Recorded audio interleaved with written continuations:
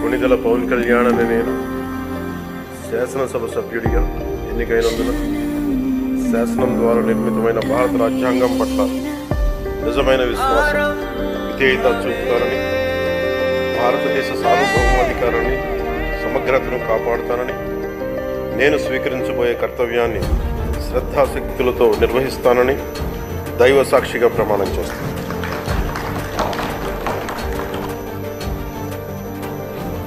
కొణిదెల పవన్ కళ్యాణ్ అని నేను ఆంధ్రప్రదేశ్ శాసనసభ